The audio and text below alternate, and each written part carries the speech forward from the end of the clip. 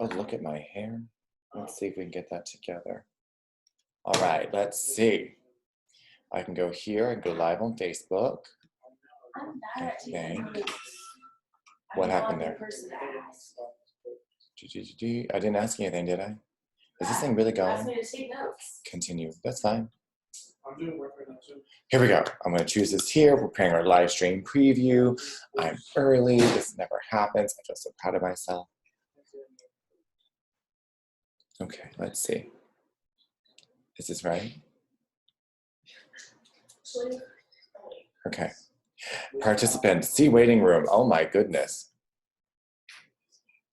Why, hello everybody. This is so cool. I'm starting to come in here and there are actually people waiting. I love this. This is so much fun. Okay. I'm going to unmute Anita and unmute Sam. Hello, sexy beast. How you doing there, mister? You had to unmute yourself now, Sam, because I did unmute you. There you go. I'm doing great. How are you doing? I'm great. See, I'm letting you talk this time. Usually Anita does all the speaking for me. Well, there's your first mistake. It's going to be so much fun. So let me make sure I've got this going live. Last time I had a little bit of difficulty getting it to actually go live on Facebook, but I think I'm on the right page. Mark, if you're going to take a phone call, you need to go elsewhere. Okay, I'm live. Okay, so guys, thank you. Welcome, everybody. How are you guys doing today? Doing good, doing good. Yeah? Fantastic. Well, I know you two were. What about everybody else that's here? Let's see. I'm doing pretty good. I know that's going on. So I think this is streaming, but I'm not quite sure. Can you guys see it on Facebook? Oh, no. I get notifications when you go live on Facebook. Am I live on Facebook? What the hell is going on? Well, I have it syndicated. Live on Facebook. Try, oh Lord, go live. There it is. There's a button down there. Add a title. Well, damn it. Add title. Add a title. Oh.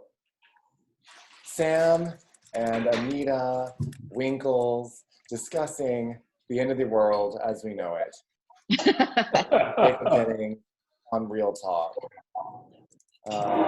Discuss how they built a strong foundation for their business and their marriage. Strong foundation for their business and their relationship. Hey, Sam, if I wink at you, can you see me? Yeah, I can see you. Okay. There we go. Jacob, I did not study for this call. Well, I'm sorry. You had ample warning. I'm not putting that. So, Yeah, ample warning. Okay. You, I don't believe Go live anyway. Here we are. Okay, so I think we're good. It's good enough for right now. Here we go. So let's get back to here. Okay, so now we're here. I think everybody's here. Oh, we've got more people in middle.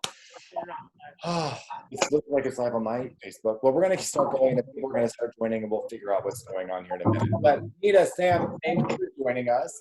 Thank you, everybody else, for being here as well. We got Elise, we got Marlon, we got Kristen, we got people in the corner, and people are starting to show up. Oh, good. I am live on Facebook now. Wonderful. We're getting better at this. Hi, Kristen. How are you? So it has been a day. I apologize. I did not get my invitation up as early as possible. We are currently in the midst of trying to rescue a trans boy that was kicked out of his home in the middle of all this pandemic. So that's been a little crazy here, for those of you who are following what we're doing. But in the meantime, what this conversation is about is how you guys can pivot your business and grow your business while in the middle of this COVID pandemic. So Anita and I talk all the time, and Sam just happens to be there giving us parental observation to make sure we don't cut ourselves with sharp objects. But we've been talking a lot about what the real estate and stock market's going on and some key economic indicators that investors need to be aware of while this is going on. If you know the economic indicators, you can then pivot and you can do more and more. Thank you, Jason. You can do more and more with your business and get ahead of it. All right. So Anita, Sam, welcome. Why don't you guys tell us who you are, where you're from, a little bit about you so that these guys know why you're such kick-ass rock stars. Go ahead, babe. Well, we live in a suburb outside of Dallas Fort Worth area.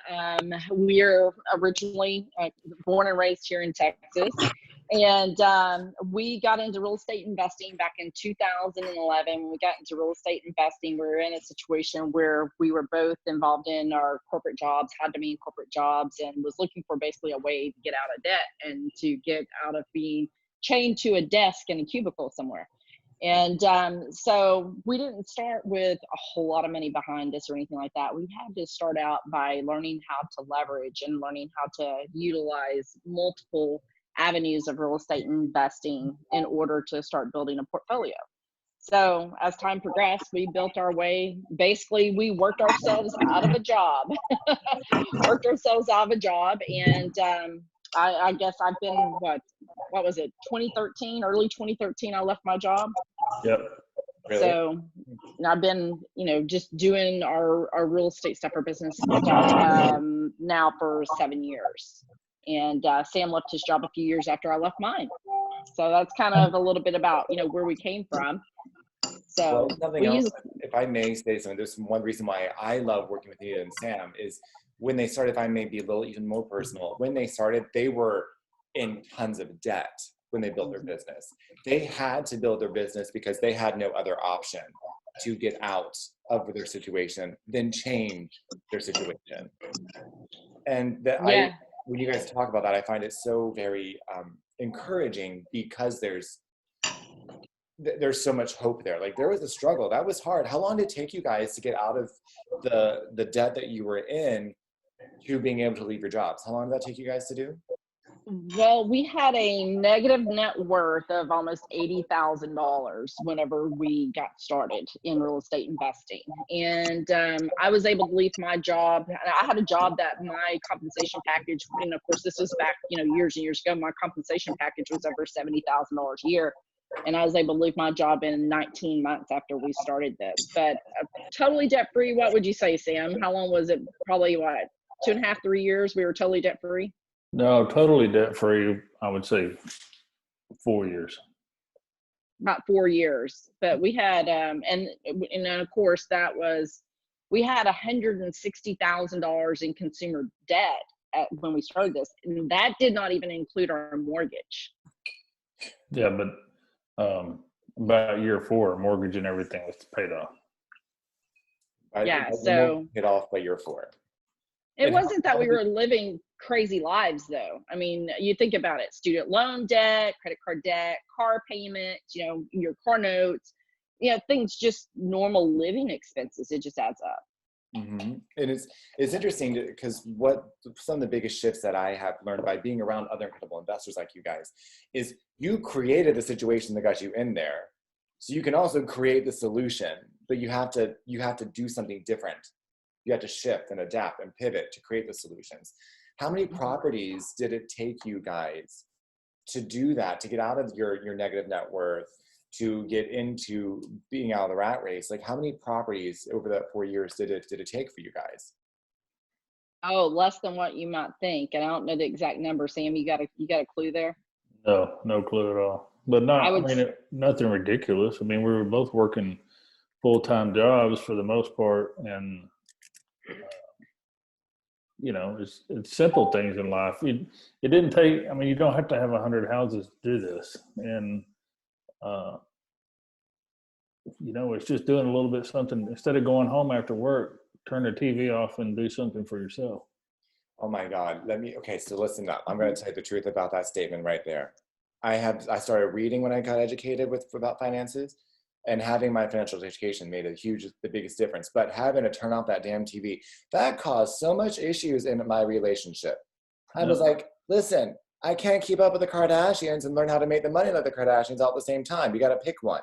Right. That caused some strife in my relationship because everybody likes to have, I need my escape. I need my release. I need all those excuses we give ourselves.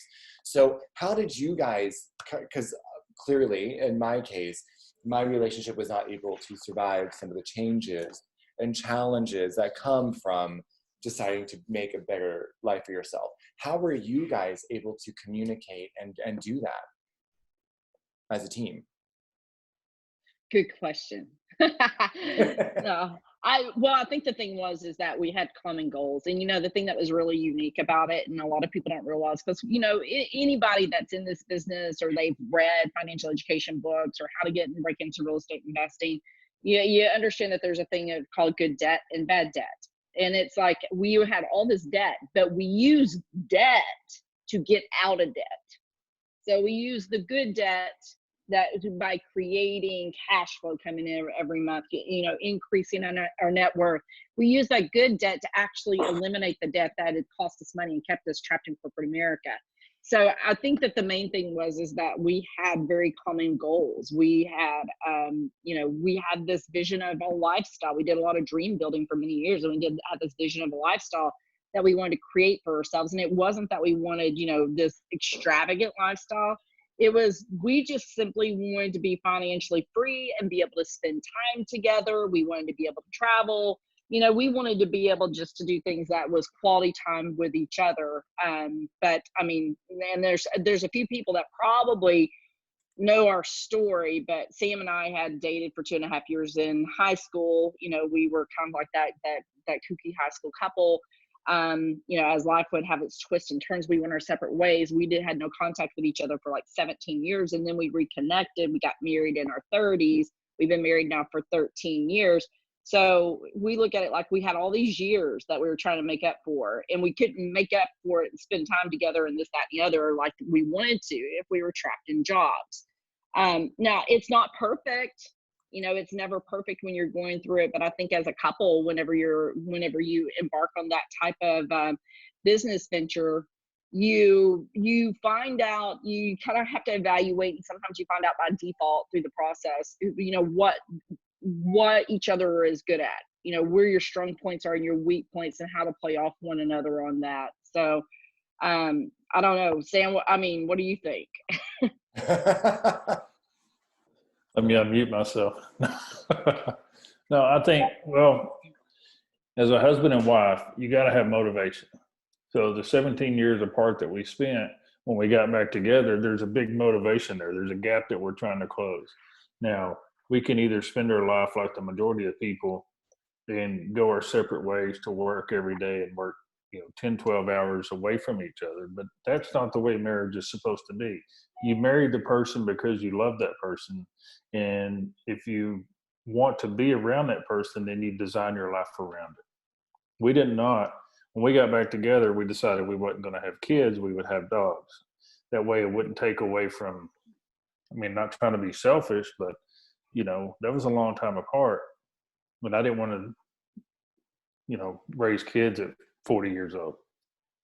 That's one thing. But, we decided that we were going to spend, when we talked about spending our lives together, that doesn't mean at a job. That means together. So part about getting out of debt and being able to work for yourselves, there's some major plus sides to that. So most husbands and wives will have 2 different car payments and have to work a certain amount of jobs to pay for the mortgage and stuff. When you work for yourself and you work together, you can downsize to 1 car payment, instead of having 2. But I guess the main thing is, what is your motivation in life? My motivation was I wanted to spend all the time that I could with my wife. And if we were on the same page, then we could do something on our own and to allow that to happen. So nowadays, we spend all our time together. Except she's upstairs and I'm downstairs. Well, you're where you should be, beneath her. The CEO's upstairs. The CEO's upstairs. And they have a beautiful home. They've actually, I've had the privilege of going to Texas and spending the night or 2 with Anita and Sam. They're wonderful hosts, and they show me their business and their systems. One thing that Anita was always drilling into me was the benefit and values of building your systems and why that is so important for investors. That's why so many of us get stuck. So Anita, Sam, what would you recommend to people who are just getting started to start to build as far as something that they can automate? Like at what point is that important? I think that when someone's getting started, and of course everybody starts on different levels financially and what they can implement straight out the gate. But whenever you're first getting started, I think the main thing is you got to acknowledge a systematic way in doing things. So if somebody's getting started off and let's say they don't have a whole lot of funds to work with, right? At least flow chart out what the flow is. How are you going to attain leads? You know, once those leads come in, what happens to them through the step by step process, right? So that way, whenever you do a deal, you know, you know, maybe somebody's getting their first deal under their belt. You get your first deal under your belt. The very first thing that you should invest in is a system, whatever that system looks like. There's a lot of providers out there that have systems and, you know, systems set up specifically for real estate investing, right? To where your system will work for you while you're sleeping. Okay, like literally. Just to give you an example, we've got a couple of bulk property packages. One's a mobile home park in Georgia. The other one is a single family home portfolio in Texas that we're marketing right now. So what we did is we set it up in our system to where it would automatically email out everyone who's interested in those type of properties. So it sends the email out to our buyers list for people who's interested in those type of commercial portfolios. Okay. And basically what happens is our system, and I put on there the basic information. It's like, if you want more information and photos, text this word to this phone number.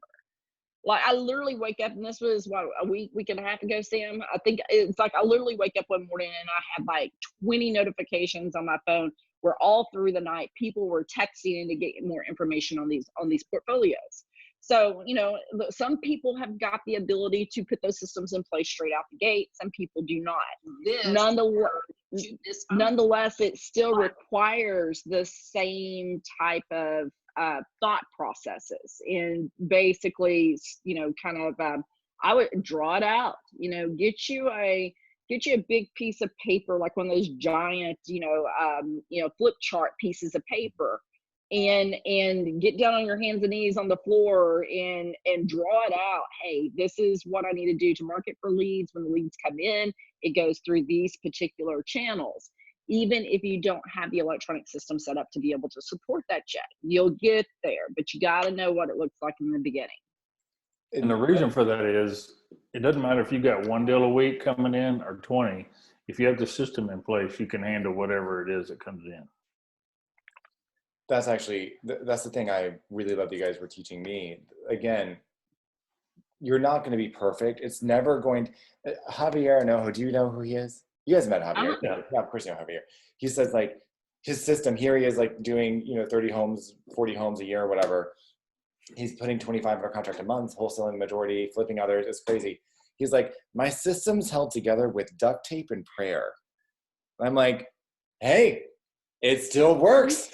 It's legit system. So don't think it's going to be like a fine-tuned machine. That was the biggest thing for me. I felt like I had to know everything in order to build a system because I wanted it to be perfect and seamless and not have any bugs. And I'm like, but there isn't one company anywhere on earth that is flawless. They always have to adapt because of market conditions or new products on the market or new technology. Like it's never perfect. And I think when I gave myself that permission, it was okay to fail and rebuild and redo and remodel and research and real estate. I don't know. So for me, I thought that was really very insightful. So if you guys have questions on any systems, please let me know. Send me an email, send Anita and Sam an email. They're here to answer any questions you might have, or same here. We just want to help each other grow during all of this. Now, Anita and Sam started off in single family homes. And now they've gone into so many other things. So like you just heard them say, they're doing commercial projects. They've got some mobile home parks under contract, which I find awesome. Raise your hand if you think mobile home parks are sexy. Woo! Yeah, right? Who knew that trailer trash could be so much cash? So why are you guys looking into why did you expand your portfolio outside of single family homes? Say that again, Jacob. No. Why what? Why did you expand your scope of your portfolio from single family homes? Well, cash flow. I can get more, you know, it's just like diversifying your income. If you have multiple properties on the same piece of land, then if you have one vacant, you still got the other ones that are paying you. So it's just more income per property, highest and best use, in my opinion. And did you feel like you needed additional education or additional experience in order to do that? Not yet. So, Of course. and what you need to know, you end up finding out as you go. Oh yeah. Yep. Well, you had the basis of the education, already under his belt. And, even though like whenever it comes to like mobile homes, for instance, even though Sam has not been through any type of advanced training on mobile homes, I have. Yeah. So I have. So whenever we're looking at putting these deals together, like the one that we're supposed to close on by the end of this month, it's a small mobile home park. It's about, it's at 100% occupancy, but it has enough room in it to double the size of the park. So because of what I'd previously learned, I knew how to run the numbers on not only what is it cash flowing right now, but also be able to do the projections on, hey, we make these capital improvements to this property, we add another septic system, we add, this X number of additional units to this, and get the 100% mark of basically top usage for the land itself to make it cash flow even more. So actually with that park, with about $100,000, I know this sounds crazy, but about $100,000 capital investment with this particular small mobile home park that we're doing, we'll be able to double the monthly cash flow on the park with just $100,000 investment. So, but we're buying this park now. It gets into doing, some, little creative financing, building your banking relationships and things like that. Now, here's the kicker about it. Okay, the financing on this park, of course, we're waiting on the appraisal to come back, but we feel pretty confident about where we're at on it, that the numbers will come back and we're going to be all good on it. But we're looking at, we'll actually be able to finance 100% of the purchase of it, if not a little over 100%, and use any overages that we can leverage right now during this time whenever interest rates are incredibly low. With our community banking relationship, we can leverage into this deal, we'll lean into it a little bit more, get some capital out of it, maybe go ahead and add another couple of houses before we have to start doing things like expanding the sewer system. Mm-hmm. Is it on city sewer or septic? That one's on septic, right? Mm-hmm. Well, Yeah, things you learn to ask, things I didn't think of before. It's on city water, individually metered, but it has one aerobic system. It's a 1,200 gallon a day aerobic system. So I could add 2 more units to that pretty easily, but I plan on adding 4 to 6. So I'll add another unit, another aerobic system, and shouldn't be any problem. That's exciting, guys. I mean, I know it sounds very like not to everybody else, but to us, it's like, whoa, awesome, great. I know, right? Yeah. But So, Jacob, you asked about the single family properties. Mhm. Okay. So just a little caveat I want to add to that. There's always opportunity in single family, and it's actually the path of least resistance for most people to break into real estate investing or to start building real estate investing portfolio.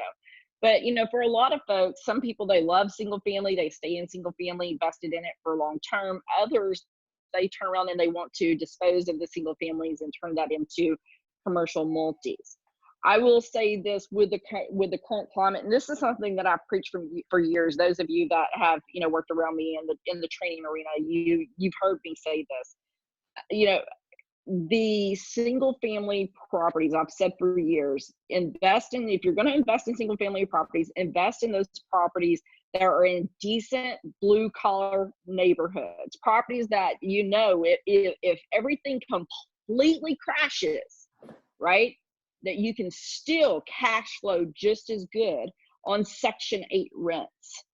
Okay, where are we at in our economy now? What's going on in our economy now? You got these people that went out there and here they bought all these, what we would call an A-class property in the higher end neighborhoods or the upper end of the middle class, right? And those properties are going to take a beating. And I'm talking about buying them for rentals, right? Buying them for rentals. And if they didn't get into them in the right position, those properties are going to take a beating, right? Now, if somebody's going in and they're building the properties where they've got plenty of margin in them, or they're getting them in incredibly cheap. But these people over the last few years, You know, if that person is going in, they're getting, I mean, they got the good margin and they're going to be fine. But you think about your average investors that we've seen, and people are cautioned, right? They're going out there, they're paying near market value for single family properties. They're getting over leveraged in these properties. And then what happens? Something like a pandemic comes along. And I was just looking at stats earlier. There's areas right here around where we're at, Dallas Fort Worth area. I was looking at the actual stats from the MLS system. There's pockets right here within a 10-minute drive of my house that the decrease in sales in the last 30 days have dropped 50 to 100%. Literally, the neighborhood right across the main highway from where we live, Double Oak, had 100% decrease in sales. They had 0 sales in the month of March. Mm-hmm. So, guys, whenever you're doing this, and I don't want to scare anybody, real estate is a way to make money, make cash flow, build wealth in any economy, right? But you definitely want to make sure you're aligning yourselves with, you know, the right type of people that are going to give you logical advice and basically be able to equip you to make the right type of decisions for where you're at and where your market's at, if that makes sense. I think you're saying that so well. And I struggle with how to tell people what we're seeing without freaking them out, because that's very, very easy to do. But at the same time, as an investor, you have to learn how to control the emotions and go with the data. That's something I work on every day. I think we all do. So there are various levels of experience in this room. The best way that I have found to combat these emotions, and we're going to talk about some of these other stats in a second. Actually, let me put a pin on where I was going with that. Let's talk about what we are seeing right now in the market and the headlines that have come out today. First of all, we have, I think it's 33 million Americans that are unemployed as of today. It might be higher. I saw that this morning or last night, one of the two. We have the stock market is, let's be honest, it is up and down. It has more mood swings than my mother used to before her hysterectomy. Like, it's crazy. It's obviously volatile, and it's being propped up by fake money because the Federal Reserve keeps printing all this money that has actually no value. And then we find out today, Anita gave me a wonderful call right before we started this Zoom, like, let's talk about this. So what I want a little bit to do right now is I want Anita to take us through, and Sam can obviously pipe in with his deepest tones and say, you know, what the history of our dollar has been from 1972 until today, and what happened today and why that's important. So take it away. Well, in a nutshell, I mean, not to get too technical here, but in the early 70s, they took the US dollar off the gold standard. So before that point, whenever the US dollar was on the gold standard, that meant that that dollar was basically, you know, worth so many ounces or what have you of gold, okay? When they took it off the gold standard, what happened is now it became a fiat currency. It wasn't tied to anything of value. You think about it, it's a piece of paper. For it to have value, it has to be tied to something of value. So basically it became just a fiat currency, okay? Now, the good thing that did happen, and what has, in my opinion, kept the US dollar propped up as long as it has, is not long after they took the US dollar off the gold standards, there was this thing you guys have probably heard of, and those of you that's a little older in the 70s and the 80s, you heard about this a lot on the news. There's this thing called OPEC, okay? So OPEC basically is this group, you know, that controls the oil trade. They do all the oil trading amongst countries, yada, yada, yada, okay? Now, whenever they created OPEC, they created there's this thing called the Petro Dollar that was put in place. So basically it was a standardized saying, hey, if you're going to buy and sell oil across the globe, you have to do it in US dollars. So basically it attached the United States dollar back to something of value again, right? Because we all can agree that the oil market it's a commodity that, you know, that is needed across the globe. Well, guess what happened to the crude prices, the crude oil prices today? What happened? Tell us. The oil, and I mean, like literally, like within 5 minutes of this webinar starting, I was on a different webinar. I had a few minutes in between, And I got on the line with Jacob and I was like, oh my God, you're not going to believe what happened today. And he goes, what? And I said, the crude market crashed. It literally crashed. It in the United States for oil producing companies, and that's a compass now. Keep in mind, it's a compass. That's one of those in like the trucking industry stats. For new diesel trucks being built, that is a good compass to indicate what is happening in our economy. The oil and gas market, that's another pillar, right? So you got all these different pillars, right? And I was like, oh my God, the crude market just crashed. Like, it takes $40 a barrel for these companies to even that is mining the stuff that's pumping crude. It needs to be at $40 a barrel at a minimum for them to truly stay profitable and keep people employed and keep that big pillar of the economy up. It dipped below zero is the last time I had checked. It was sitting at about 1 cent a barrel. It crashed. That scares the hell out of me, people. Okay. That scares the hell out of me. But here's the one thing I know. I know that that's something that needs to be watched, number one. But number two, I know that our rental portfolio that we have, okay, if we ended up in a deep recession or even a depression, okay, there's going to be more people on public assistance, and all my properties will cash flow on Section 8 rents. All of them. Yeah. All of them will cash flow on Section 8 rents. What's interesting? I was talking to, so on that same note, there's so much stigma in real estate, which is, I think it's so unfair. There's so much prejudice in this entire, as human beings, we have so much prejudice as we're pre-designed to be. But let's talk about Section 8. I had a call this weekend from a guy we used to all work with. He was a videographer.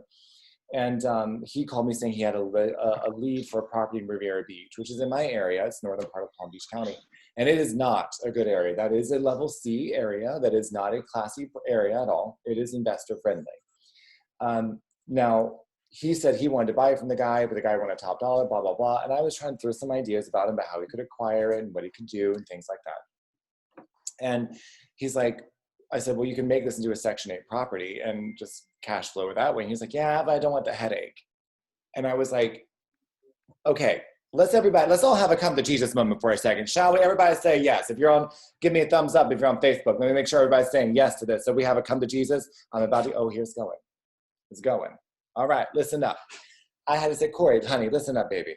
You think this is a headache? Right now, you've got more people in the entire history of our country on unemployment. Meanwhile, they can't pay their rent or their mortgage, and they're about to lose everything. They don't know what's going on. Now that's a headache. Then you got other smarter investors like our friend Travis, who is in Charlotte, North Carolina. 80% of his portfolio is Section 8. This past month, he got paid, where everybody else who were regular landlords didn't know what to do. So his business is growing and expanding because the government's paying for it, and he doesn't have a headache. Meanwhile, your ego is telling you that you have a headache because you just don't know how to swallow your pride. So let's be very clear. Government subsidies are different than just giving it away. It's guaranteed income for providing a public service for the betterment of the entire country. Okay, there is no shame in that. You can be very proud to be a landlord if you've got money coming in your bank when no one else does. Well, who's going to be embarrassed right now? You know what I mean? And I don't do dirty. I don't do ugly personally. That's not my thing. But you know what I don't do even more? Being broke. Just saying. I really don't like that. I will put away my ego if I can make some capital right now.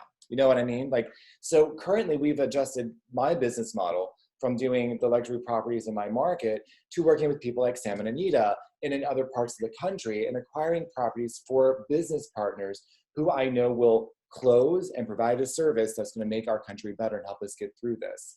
That's the whole point of us having these conversations, so we learn how to work together and help build each other up. So when the fact that the dollar is crashing and burning, that's terrifying. So you need to adapt now. This is opportunity, not a reason to run. It's a chance to stand tall together. Sam, what do you have to say about all that rant I just gave you? Well, let's talk about Section 8 for a minute. So, I mean, I know it's got a bad rap, but there's some thing I like about Section 8 is the people have motivation to take care of the place.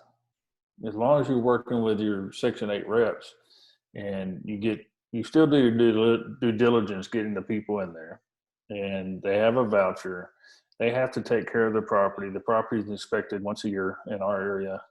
And if it needs any repairs, we do them. So it's a checkpoint to make sure that the house is in good shape and all that stuff. And the benefit of that is if they're not taking care of the house or they get in trouble, they lose that voucher. So they have some incentive to take care of the place and keep it up for you. And then the positive side is that money comes in like clockwork. So, I think people think of it as bad parts of town or whatever. We have a responsibility to turn those areas around. If we can put good people in those bad parts of town, eventually it's going to evolve and change. You just gave me chills right there. There's so much of what you just said speaks to your character, which I love. Because you're right, just because they're in those problem parts of town, well, guess what?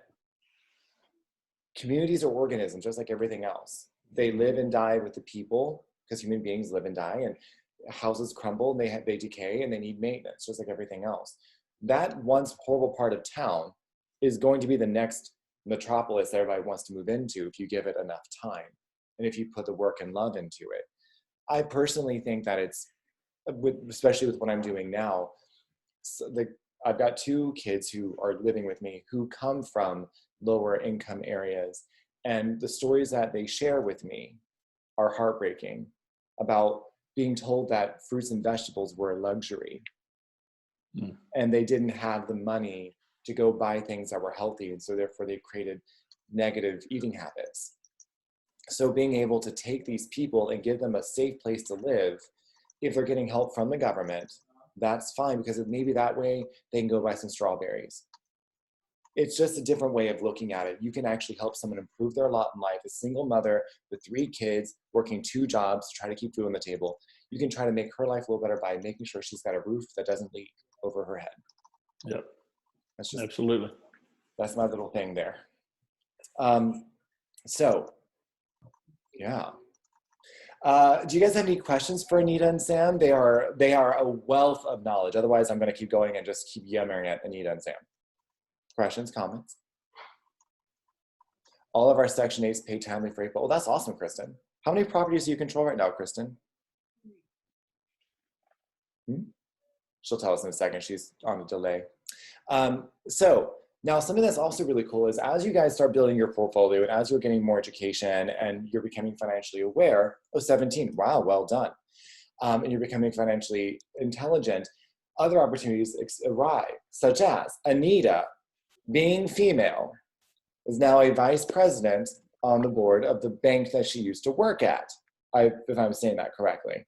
Actually, it's a bank that we do business with. I have not worked at this bank. So, but yeah, I'm the vice president of the board of directors. And how cool was that to get from being told that you couldn't do anything originally, because I know that part of your story, that you weren't going to make it as a real estate investor, this was stupid, this was foolish, to now growing all past that and look at what you're doing now? It's very humbling to have become, come full circle, if you will. It's one of the, and actually I'm the only female on that board of directors, by the way. So there's that too. And I think I'm the first female to have ever held the position of vice president on that board. So but it was actually, guys, it was my experience through real estate investing, building that banking relationship. That is actually what got me the invitation to sit on the board of directors at this financial institution, because and as it was put to me, hey, we need somebody, we'd prefer to have female on the board, different little perspective there, but we need somebody that they understand real estate, they understand business, and they understand banking.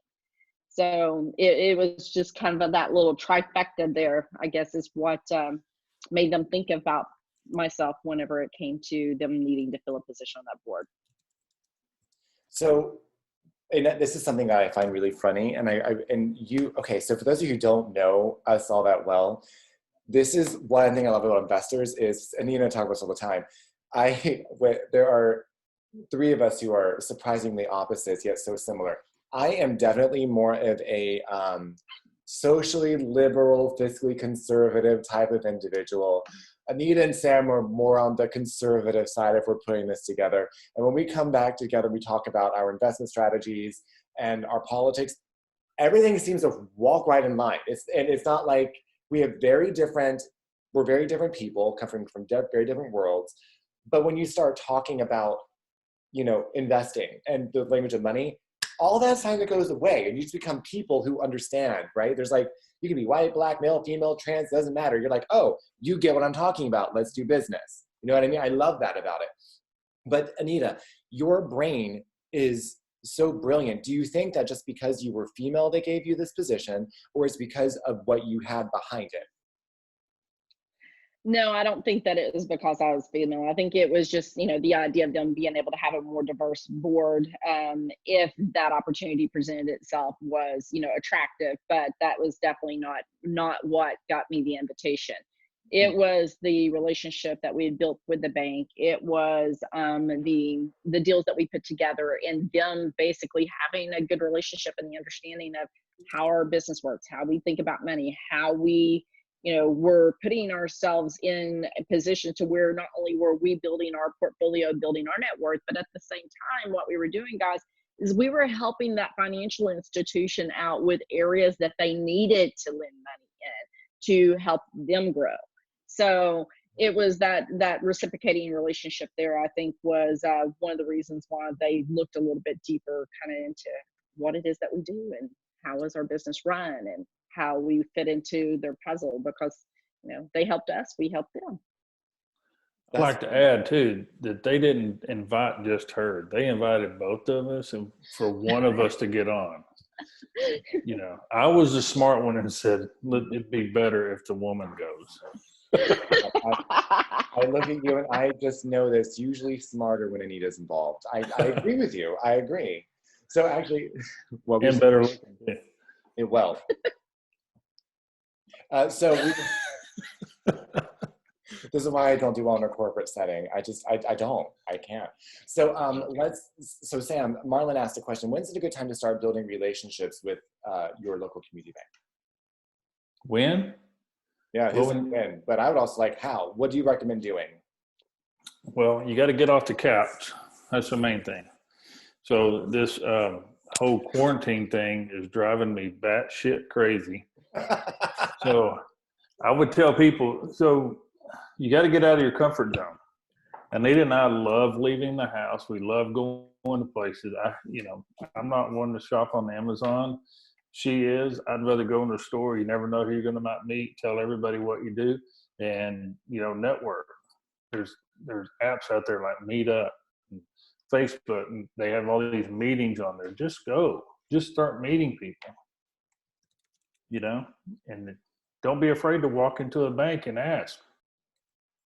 Okay. When we were formally educated, well, you might want to learn a little bit before you go in there. But you want to, first of all, if you're going to build relationships with banks, stay out of your Bank of Americas, your Chases, your JP Morgan, or your Wells Fargo. Look for the community banks in your area. You want to be a partner with the bank, not just a number. So when you go to the banks, find out what they're looking for. What are they looking to lend? And that's why you guys are able to find, even now, 100% financing on some of your deals, which is amazing. Yes. And I would suggest if you can get 100% financing, do it. I will. My local community bank relationship is, hi, Anita, honey, what are you doing? Let's have a conversation. I'd to run by you. So, and you guys do the same thing. So that's something that's— They're small banks, and like our banks right now are begging us to go find property because they need to loan money. Have you guys heard of socially, what's this term? Oh, I wanted to ask you this earlier and I forgot. There's a banking style that's called, it's socially responsible banking. It's something like that. I'll remember the term in a second, but where they are literally, they're looking for community projects to give their money to. I know banks have their appetite to get the money back out into the community because they have to by their charter, right? Can you guys talk about that a little bit more? And I'll try to remember the term, but I'll stall. So your smaller banks basically fall under the community bank and community credit union umbrella. They have a thing called Community Reinvestment Act. So they have to funnel so much money. It prevents them basically from redlining, discriminating against maybe the not so nice part of town, right? So they have to lend equally throughout areas, whether they're affluent or whether it's maybe, a little bit on the ghetto side, right? So there's Community Reinvestment Act, but here's the thing that a lot of people don't know is your big banks. We're talking about your big box banks, like your Chases, your Wells Fargos, your Bank of America, those type of banks. They don't have to adhere to those same type of guidelines, right? So they are under a whole, similar rules, but a different set of rules nonetheless whenever it comes from a regulatory perspective. So that's one thing to keep in mind as well. Sam and I, we bought a package of 10 rental properties. It's been, this fall will be 2 years since we purchased that package of 10 rental properties. And we got 100% financing on that because it was in a zip code that fell into what is called an opportunity zone, which gives some tax advantages. But it's one of those areas that wasn't a ghetto neighborhood, but is a very blue collar type area. Right, the average rents is probably about $600 a month on these houses. I mean, perfect for Section 8, closer to bigger towns, but out a little ways.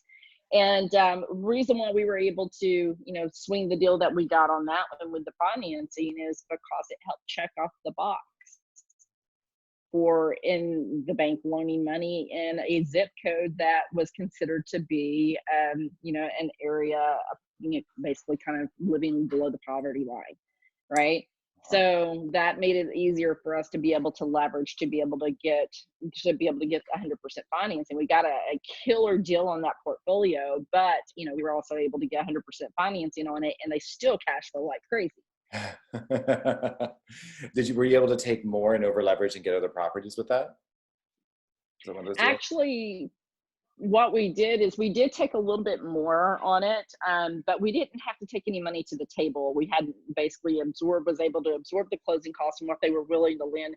And we walked away from the closing table with a check for, I think it was just over $1,400 overage that we had. So we got 10 properties and $1,400 to, hit the road with. There you go.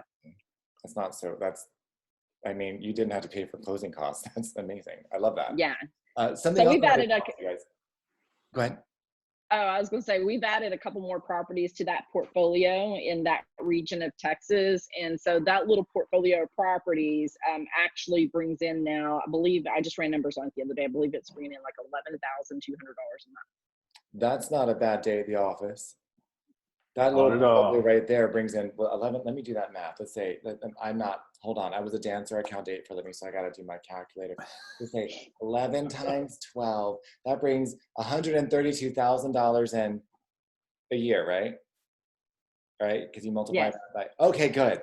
I didn't add the zeros, so that helps. Thank you. Wow, well done. Yeah, you're buying dinner next. So, so the last thing I want to talk to you guys about, and this is something for you guys as you're building your models. Okay, so we touched on a little bit about the importance of community banks and their community act? Community Reinvestment Act. Community Reinvestment Act. We've talked about how Sam is smarter than Anita, in his words, and he makes it a good thing. But what I also want to talk about is how to use real estate agents and brokers, because these two were actually how I got to them first. Was I was connected because I had a buyer in Texas, and through work they told me that Anita was a real estate agent and Sam was a broker. I'm like, let's have a conversation. So when did you guys add that to your business model, becoming licensed, becoming a broker and an agent, and how does that fuel what you're doing? Well, I'm not a broker. We're just real estate agents in Texas. So okay, well, I'm a broker anyway. Go on. Yeah. No, Anita's had, I don't know, she's had her license for 19, 20 years now? 19. Something like that. Mm-hmm. And the only reason why I got my license was after she started traveling, as far as the real estate goes, as a realtor, she was only helping people from church, friends, family, that kind of thing. Well, she was I believe it was in Chicago one weekend, and one of her clients got locked out of the house because in Texas, and probably most areas of the country, you go in the garage door, you go into the house, you don't ever carry a key with you or anything like that. Well, these people did that, and they locked them. The maid actually locked the door between the garage and the house, and they come in to town about 1 o'clock on a Saturday night and couldn't get in. So Anita wasn't here and had the little key to get them in there. So I went to church the next day and found another realtor with another company to drive 20 miles out of the way to go unlock this house. So after that, I'm like, this is crap. I'll just go get my license and get me one of those little keys. So that's the reason why I have my license today. And now, we have a team of realtors that help us out, and it's pretty much passive income, just another stream. So we still do realtor stuff, but we're investors who happen to be realtors, I guess you could say. And Sam, what you do, I love, and I actually am going to ask you very point blank because I think more people need to hear this. If you're a licensed investor, as I call it, Sam, like he says, he's got a team of people he works with. How do you pay your because I get so many realtors here. How do you pay your realtors? And how do you also get paid as a realtor? Can you share that? It's wonderful. Realtors get paid at closing. Mm-hmm. So the check is from the title company or the real estate attorney that goes straight to the realtor. And That's what you're trying to say. However you set up the team for, whatever the deal is, like our realtors will get paid, 40 or 50%, if it's just a normal transaction. So they get paid 40 to 50% of the commission? Commission. Okay. So you pay them how much? So how much of that? So in our area, it's 3% of the deal. And then out of that 3%, I get a referral fee, or we split it 50-50. So that's what you're talking about. So out of the 3%, depending on how involved they were in the transaction, they get between 40 to 50% of the commission. Yep. Okay. And in my case, what I do, it depends, because I am a broker, and it's different because are you guys a title state or an attorney state? Title. Okay. So what I'm doing with my team is, because I'm trying to do mine based on volume, is my agents, depending on how involved they are, if I came up with a lead and I got under contract and I walked it through and I did all the work, I get all the commission. But if I have a buying specialist or a seller's specialist, they will get 70%, I'll take 30. Because if I got the lead and I helped walk it through, I still did work and I still got compensated. It's a team effort. So even though I'm an investor, I still get that part too. Now, if I am finding some incredible agents right now because they're hungry. They are terrified. The ones that know that right now, good agents are learning to go online and become virtual. They're learning how to communicate on a social platform, not just go and shake hands at their local, christening or the bat mitzvah that's going on by the Goldsteins next Tuesday or Wednesday, whatever. I'm obviously in a very Jewish area. So they're getting really involved in their cyber community, right? So if they're able to sell a house right now in this market, I will pay them the full commission. Because let me tell you, it's not easy. And I think we're all seeing that. So even as an investor, I'll give my commission away, or I'll put it towards the deal to get the deal to become something valuable. Does that make sense? Yep. Well, I know you guys, we get asking about else out there. So anyway, okay, well, we're at 3:53. Does anybody have any questions they want to ask? Because I want to wrap up by 4. Does anybody have any questions they want to ask before we go? Let's also check Facebook because I want to see if people are asking there. Cool. Okay, so where'd you guys go? I lost you. I moved my screen. That happens. If you have questions, you can either unmute yourself. And while we're doing that, I'm going to unmute all. There. So I unmuted everybody if you've got questions. Or anything you want to say, like thank you.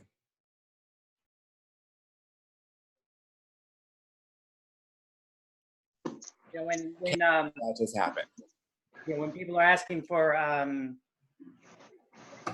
stuff that's way over even kind of market value. Prices are going up. In the last 2 years, they've gone up from $150,000 to $200,000 for the same properties, and then the rent and trying to calculate rent and what you can make. I mean, it just doesn't, it's not making any money, or it's barely breaking even, like maybe $100 a month in cash flow. Is that an investment? Is that something you can do? You know, still, like, should I be looking at it in a different way? They're talking about trying to do, look at it like IRR, that type of thing. Anyway. We got to talk about Just, Jessica, how many units are you trying to buy? Because I think it was a multifamily, right, that you were looking at? Trying to do a 4. I mean, I'm open to doing even more than that. I mean, there was, I don't know, there's 6 units, 8 units, some other ones down there. But in general, I was just trying to do like a quadplex, or even, I mean, the duplexes, quadplex, truck, all of them are all just. They've literally gone up 100,000 a year. And, you know, the same thing happened in Colorado before the housing market crash of 2008, 2009. Things appreciated so rapidly. Colorado, the national average is, property values are about 117% of what they were prior to the previous crash in the market. Okay. So, you know, of course, it is totally up to you what you choose to do, what financial risk that you decide that you want to take on for yourself. But if I were looking in the Colorado Springs, Denver area market, I would not buy anything right now. If it were me, I would not buy anything right now.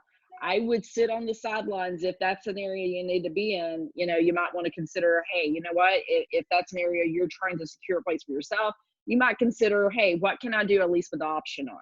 You know, maybe do a lease with option on something, you know, what have you, but watch for the right type of deal to come along. There's too many instabilities in our market to go into a market that's overinflated and pay full price or near full price for that type of property. You could find yourself in a really, really bad situation very quickly, depending on how all this economic fallout from everything that's going on right now shakes out. So just proceed with caution if you proceed. If you don't proceed and you choose to sit on the sidelines for a bit, I would be watching for, I really truly think that you'll see people that are going to be in more distressed situations that's bought these properties in the last few years, that have basically, they're a little bit over leveraged. They're going to be upside down on the properties. You'll probably see more properties go into foreclosure within the next probably 12 to 24 months.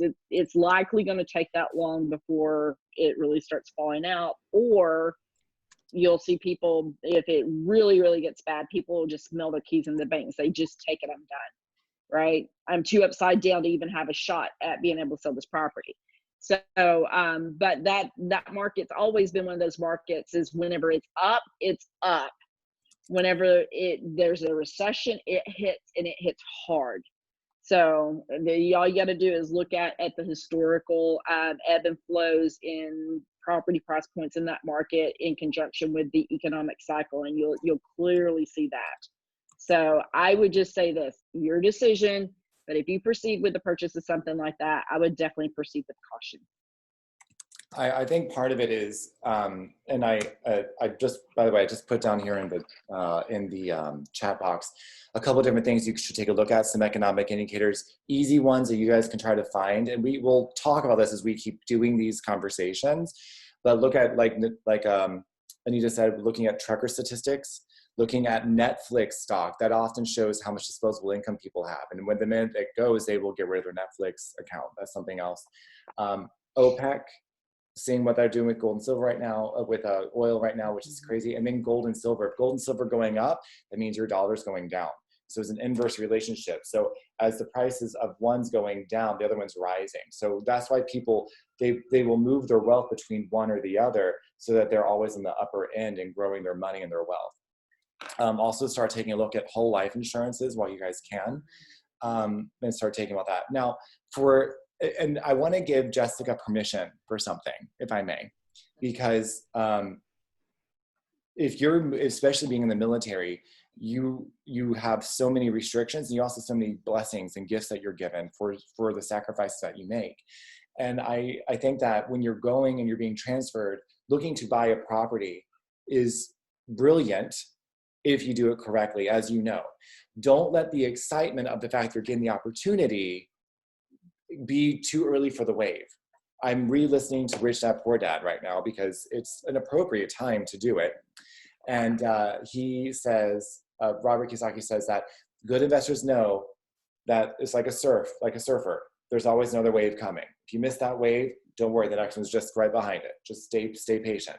So right now, I would just say wait 48 hours, like Anita and I were talking about before, see what's going on with oil and gas, because that's gonna have a direct impact on what we're doing as far as our dollar, and that's gonna impact the lending. So right now, I'm trying to work a couple contracts out that I'm gonna have to let go because I don't see them being beneficial 4 months down the road from now. Not even like long-term, just like 4 months from now, I'm gonna be hurting.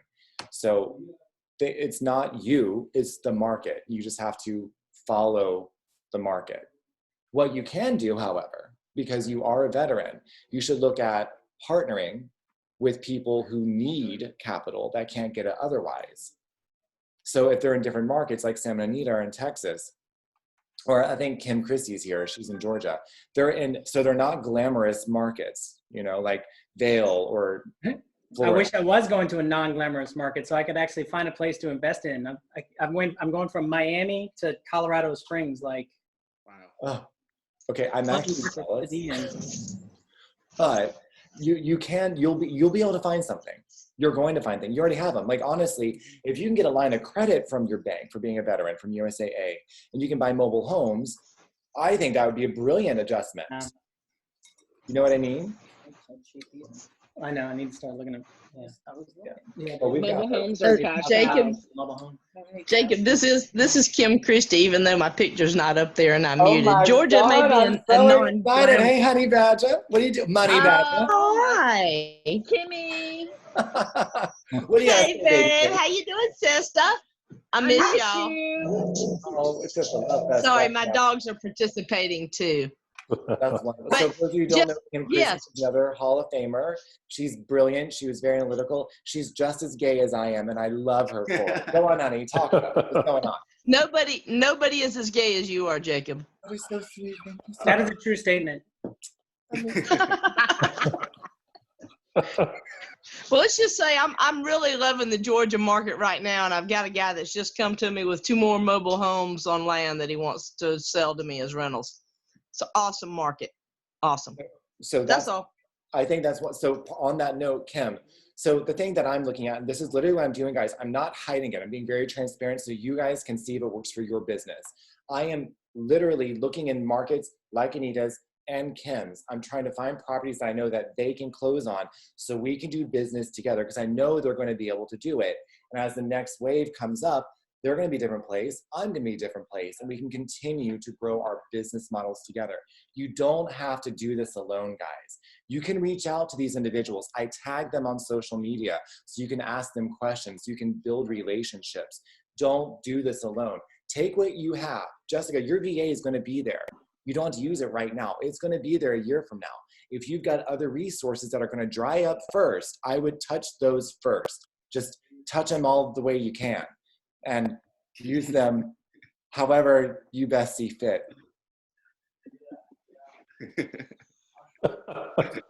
So, it's been a long Remember that comment we I've did. not had sex in way too long. I'm sorry, that just kind of slipped out. But anyway, so Hey, Jacob. Jacob, you mentioned keeping an eye on what's going on, especially with the oil and gas prices and things that's going on with that market right now, with it crashing today. Guys, I want you to understand something, okay?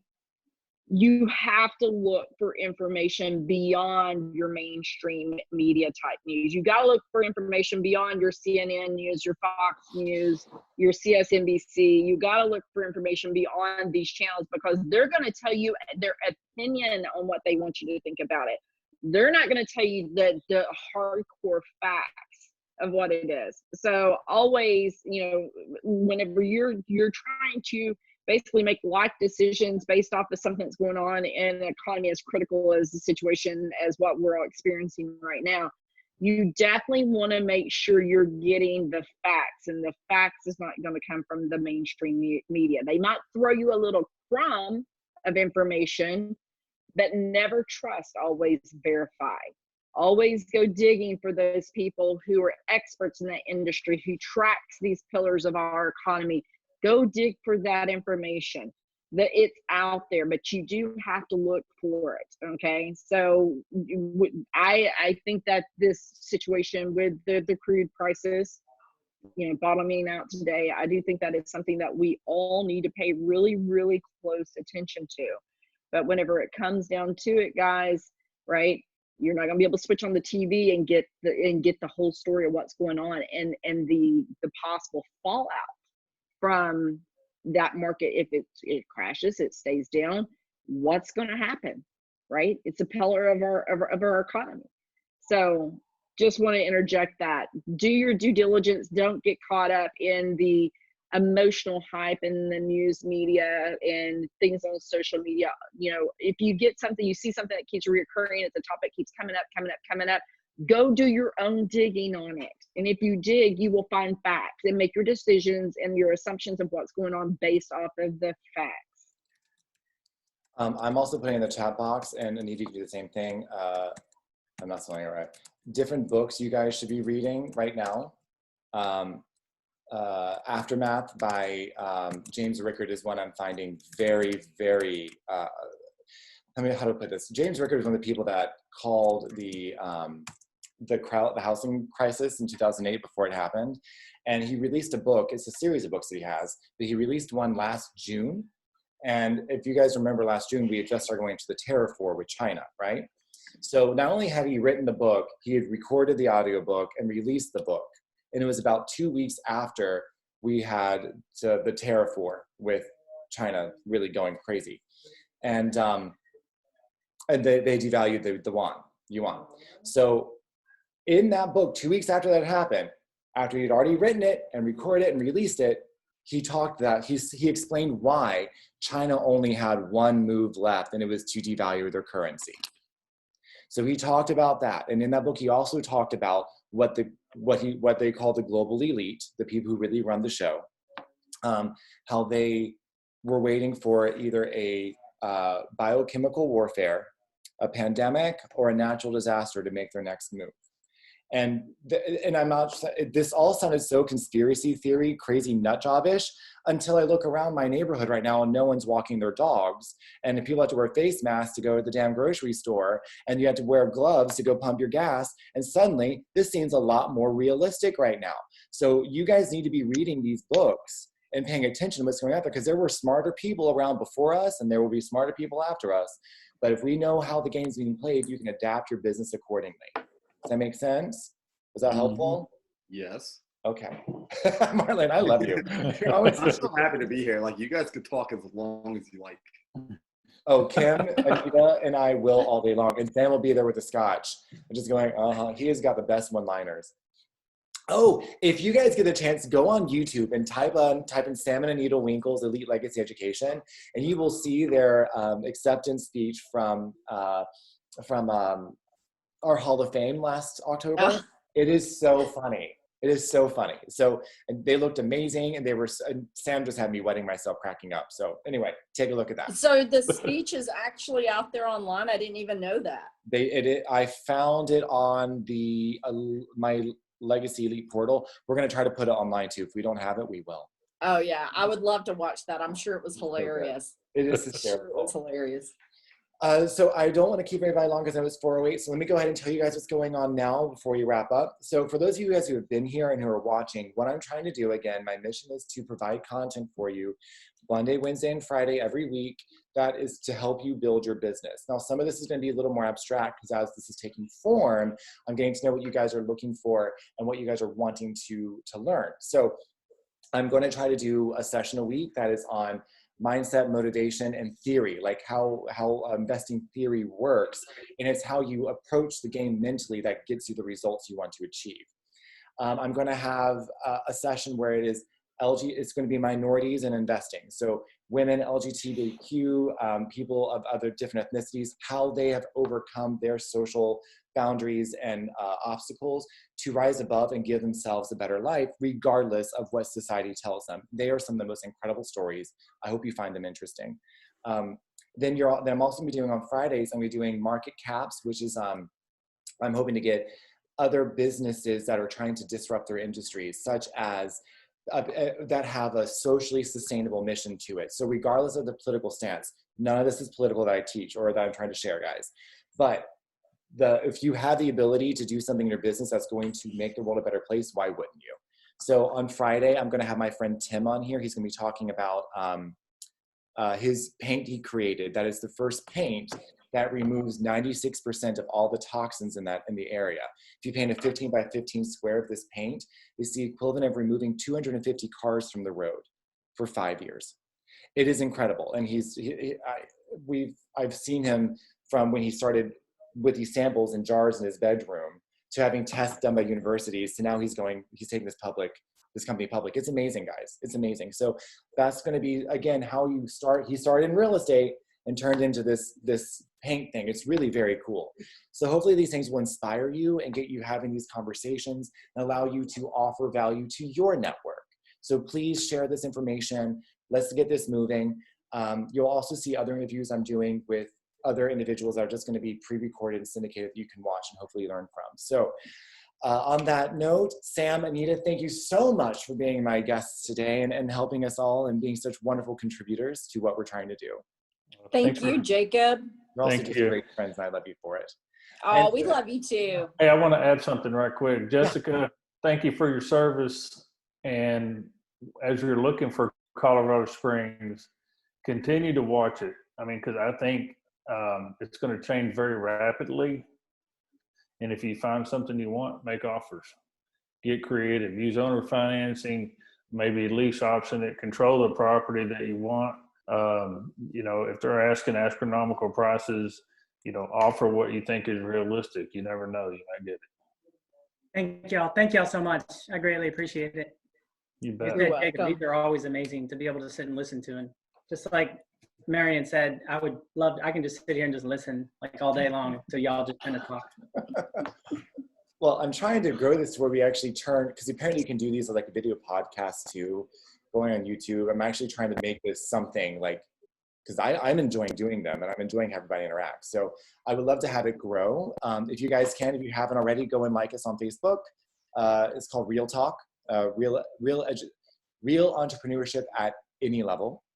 And we are also on the student Facebook pages and stuff like that. So, but share this with anyone. This is to help everyone out. So if you guys are available on Wednesday at 3 o'clock, we're going to have Eva on here. She's going to be talking about high performance coaching, how that went, she went from being a Hall of Famer as well, a real estate investor, Hall of Famer, and how her mindset really determined everything that she and her husband ended up doing. So that'll be here Wednesday at 3. I will have Whitney and we'll have Tim on Friday. And guys, I love you all. So please stay safe, support each other, reach out, ask questions, and we will talk to you later. See you, Jacob. Bye, everyone. Bye, everyone. Bye, guys.